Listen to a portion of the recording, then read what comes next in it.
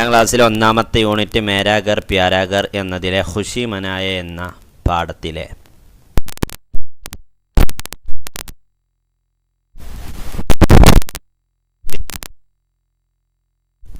എന്താണ് ചോദ്യം? രാകേഷ് और दादी माँ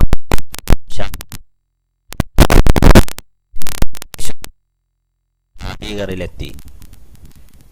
രാകേഷ് को देखकर ഖാലാജാൻ को बहुत खुश हुई. രാകേഷിനെ കണ്ടപ്പോൾ ഖാലാജാന് വല്ലാത്ത സന്തോഷമായി.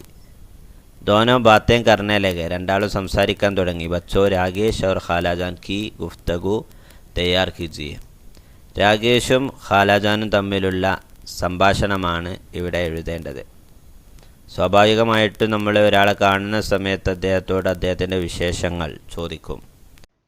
എന്തൊക്കെയുണ്ട് വിശേഷം, സുഖം തന്നെയല്ലേ എന്നുള്ള രീതിയിലൊക്കെ നമ്മൾ ചോദ്യങ്ങൾ ചോദിക്കും അല്ലേ?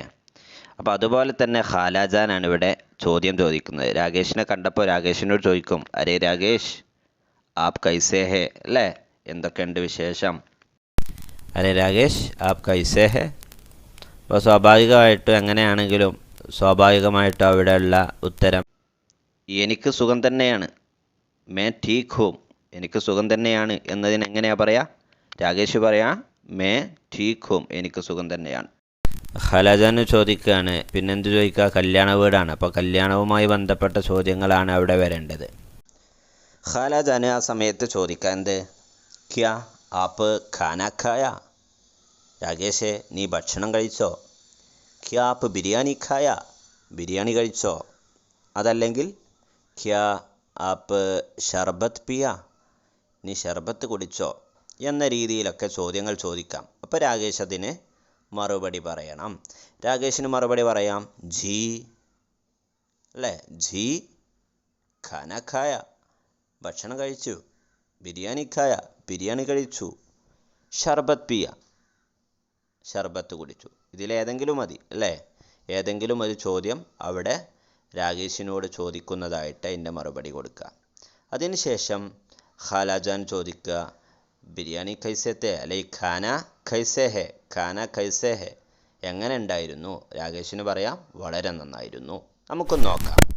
ഖാലാജാൻ, രാകേഷ് ആപ് കൈസേ ഹേ? ഖാലാജാൻ ചോദിക്കാണ്, രാകേഷ് ആപ് കൈസേ ഹേ? അപ്പോൾ രാകേഷ് മറുപടി പറഞ്ഞു, ഠീക്കും, സുഖം തന്നെയാണ്. ഖാലാജാൻ പറഞ്ഞു, ഭക്ഷണം കഴിച്ചു. പറഞ്ഞു രാകേഷ് ഭക്ഷണം കഴിച്ചു. എങ്ങനെയാണ്? രാകേഷ് ബഹുത് അച്ഛാ, വളരെ നല്ലതാണ്. മസേദാർ ഹെ, നല്ല രുചിയുള്ള ഭക്ഷണമാണ്. ഈ രീതിയിൽ നന്നായിട്ട് നിങ്ങൾ ഈ രീതിയിൽ സംഭാഷണം എഴുതാമല്ലോ. ഭക്ഷണം നല്ല രീതിയിൽ അർത്ഥം മനസ്സിലാക്കി. ഓക്കെ കൂട്ടുകാരെ, അടുത്ത പാഠം ഖേലേ കൂതേ എന്ന പാട്ടായിരുന്നു അല്ലേ? വളരെ മനോഹരമായ ഈ പാട്ട് നമ്മളെല്ലാവരും പഠിച്ചു കഴിഞ്ഞതാണ്. ഖേലേ കൂതേ എന്നതിൽ നമ്മുടെ വർക്ക്ഷീറ്റിൽ വന്നിട്ടുള്ള പ്രവർത്തനങ്ങൾ ഏതൊക്കെയാണ് എന്ന് കൂടി നമുക്ക് ചർച്ച ചെയ്യാം. ആവോ ആവോ bough may Jaaye G ബഹലായേ, ചൽക്കർ ദേഖേം Phool രംഗീലെ नीले पीले रंग बिरंगे कपड़े पहने फिर भी नंगे, अच्छे अच्छे प्यारे प्यारे जैसे हम आकाश में तारे, गहरे गहरे हल्के हल्के रंग हैं उनके देखे चल के, बाग की क्यारी क्यारी देखें कलियां प्यारी प्यारी देखें. ഈ പാട്ട് നമ്മളെ ടെക്സ്റ്റ് ബുക്കിലുള്ളതാണ്. അതുകൊണ്ടാണ് കുറച്ച് ഞാൻ വേഗതയിൽ ഓടിച്ച് വായിച്ച് പോയത്. നിങ്ങളെല്ലാവരും വായിച്ചതാണ്, ചൊല്ലിയതാണ്, രീതിയിൽ പാടി കേൾപ്പിച്ചതാണ്. അതുകൊണ്ടാണ് കുറച്ച് ഞാൻ സ്പീഡിൽ പോയത് കേട്ടോ. ഓക്കെ, ദേഖിയേ ഇവിടെ എന്താണ് നമ്മുടെ പ്രവർത്തനം? നസം ഗൗർ സെ പഠിയേ, ഹം ആവാസ് അൽഫാസ് ചുൻകർ ലിഖിയേ. ഇവിടെ ഹം ആവാസ് അൽഫാസ് തിരഞ്ഞെടുത്ത് എഴുതാനുള്ള പ്രവർത്തനമാണ് ഉണ്ടായിരുന്നത്. ഓക്കെ, ഇവിടെയുള്ള ഒരു ഹം ആവാസ് അൽഫാസ് ഇതാണ്, ഖ്യാരി എന്നതും പ്യാരി എന്നതും. ഖ്യാരി എന്നതിൻ്റെ ഹമാവാസ് അൽഫാസാണ് പ്യാരി എന്നത്. ഓക്കെ, ഖ്യാരി എന്നതും പ്യാരി എന്നതും ഒരേ രൂപത്തിലുള്ള ഒരേ ശബ്ദത്തിലുള്ള പദങ്ങളാണ്. ഇതുപോലെ ഖ്യാരി പ്യാരി എന്നതുപോലെയുള്ള ഒരു 2-3 ഹമാവാസ് അൽഫാസ് തിരഞ്ഞെടുത്ത് എഴുതാനുള്ള പ്രവർത്തനമായിരുന്നു. ഓക്കെ, അപ്പോൾ നമ്മൾ ഏതൊക്കെയാണ് എന്ന് വളരെ സിമ്പിളായിട്ട് നമുക്കിവിടെ കിട്ടും. ഓക്കെ, നോക്കിയാൽ തന്നെ അറിയാം. ഇവിടെ നീല എന്നുണ്ട്. നീല എന്നതിൻ്റെ തൊട്ടടുത്ത് തന്നെയുള്ള പീല എന്നതും എന്ത് തന്നെയാണ്? ഒരേ രൂപത്തിലാണ്. നീലേ, പീലേ. ഈ എഴുത്തിൻ്റെ രൂപം കണ്ടാൽ തന്നെ അറിയാം ഇതെന്താണ്, ആവാസ് അൽഫാസ് ആണ് എന്നത്. ഓക്കെ, ഇനിയോ ഇതേ രൂപത്തിൽ തന്നെ രൂപം നോക്കി മനസ്സിലാകാവുന്ന ഒന്ന് ഇവിടെ ഗഹരെ എന്നതും അതിന് തൊട്ടപ്പുറത്തുള്ള ഹൽക്കെ എന്നതും. അപ്പോൾ ക്യാരി എന്നതും അതുപോലെ തന്നെ പ്യാരി എന്നതും നമ്മൾ നേരത്തെ പറഞ്ഞു. പിന്നെ നമ്മൾ പറഞ്ഞത് നീലെ, പീലെ. ഗഹരെ, ഹൽക്കെ. ഇനി വേണമെങ്കിൽ ഇതുപോലെ തന്നെ ഹൽ കെ എന്ന് പറയുമ്പോൾ ഹ ലെ ക എ, ഹൽക്കെ. അതേ രീതിയിൽ തന്നെ ഉള്ള ഒന്നാണ് ചൽക്കെ എന്നത്. ഹൽക്കെ, ചൽക്കെ. ഗഹരെ, ഹൽക്കെ പറ്റും. ഹൽക്കെ എന്നതും ചൽക്കെ എന്നതും പറ്റും. ഒരേ ഹമാവാസ് അൽഫാസ് ആണ്. അപ്പോൾ ഈ രീതിയിൽ നമ്മൾ എന്ത് ചെയ്യണം?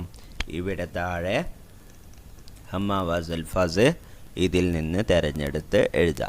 എല്ലാവർക്കും മനസ്സിലായല്ലോ? ഓക്കെ,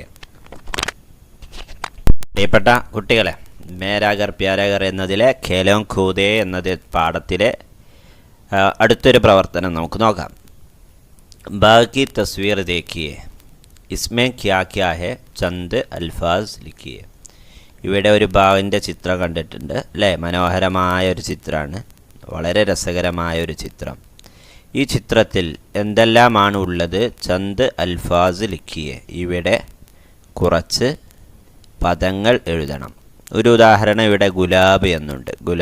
ഗുലാബ് എന്ന് പറഞ്ഞാൽ റോസാ പുഷ്പമാണ്. ഓക്കെ, ഗുലാബ് എന്ന് പറഞ്ഞാൽ റോസാ പുഷ്പമാണ്. ഓക്കെ, അപ്പോൾ ഇതുപോലെ ഈ ബാഗിൽ എന്തൊക്കെയാണ് ഉള്ളത് എന്നതിൻ്റെ എന്താണ് ഓരോ പദങ്ങളാണ് എഴുതേണ്ടത്.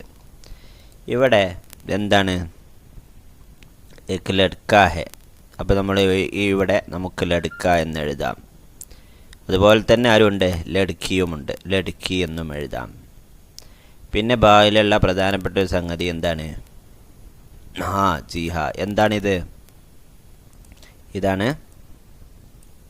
ഇതെന്താണ്? ജി, ഇത് പൂമ്പാറ്റയാണല്ലേ? പൂമ്പാറ്റയ്ക്ക് ഉറുദുവിൽ എന്താ പറയുക? തിത്തലി എന്ന് പറയാം അല്ലേ? തിത്തലി. പിന്നെയോ, പിന്നെ നമുക്ക് ചിത്രത്തിൽ കാണുന്നത് പൗദ എന്ന് എഴുതാം അല്ലേ? മൊത്തത്തിൽ പൗദ, ചെടികളുണ്ട് അല്ലേ? ചെടികൾ. ഫൂൽ എന്നെഴുതാം, പൂക്കൾ. പിന്നെ നിങ്ങൾക്ക് ഇഷ്ടമുള്ള ഏതെങ്കിലും ഒരു പൂവിൻ്റെ പേര് എഴുതാം അല്ലേ? പേരെഴുതാം. സൂരജ്മുഖി എന്നോ ചമ്പ എന്നോ ചമേലി എന്നോ ഇഷ്ടമുള്ള ഒരു പൂവിൻ്റെ. ഇവിടെ സൂരജ്മുഖിയൊക്കെ കാണുന്നുണ്ട് അല്ലേ? സൂരജ്മുഖി എന്നെഴുതാം. ഏക്ക് ഖൂബ്സൂരത്ത് ബാഗ് ഹെ. ഇത് കഴിഞ്ഞിട്ട് രണ്ടാമത്തത് ബാഗിനെ കുറിച്ച് ഏക്ക് നോട്ട് ലിഖിയേ എന്നുള്ളതാണ്. ഒരു നോട്ട് എഴുതുക എന്ന് പറഞ്ഞാൽ ഒരു കുറിപ്പ് എഴുതാനുള്ള പ്രവർത്തനമാണ്.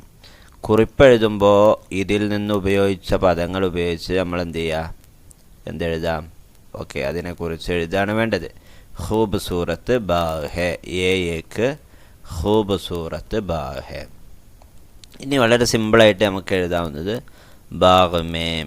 ബാഗ് എന്ന് എഴുതുക. ബാഗ് മേം എന്തുണ്ട്? ഏക്ക് ലഡ്ക ഹെ. ബാഗ് മേ ഏക്ക് ലഡ്കി ഹെ. ബാഗ് മേ फूल है. बाग में गुलाब है.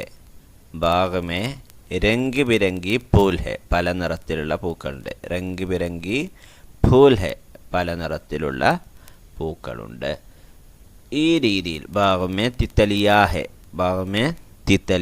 ഹെ. ബാഗിൽ പൂമ്പാറ്റകളുണ്ട്. ഇതുപോലെ നിങ്ങൾക്ക് സുഖമായിട്ട്, സിമ്പിളായിട്ട്, ലളിതമായിട്ട് ഒരുപാട് സെൻറ്റൻസുകൾ എഴുതാൻ കഴിയും. അപ്പോൾ എല്ലാവരും ഉഷാറായിട്ട് എഴുതിയിട്ട് വർക്ക്ഷീറ്റിൽ എഴുതി ടീച്ചർക്ക് അയച്ചു കൊടുക്കണം. ഓക്കെ, ശുക്രിയ, ഖുദാ ഹഫീസ്.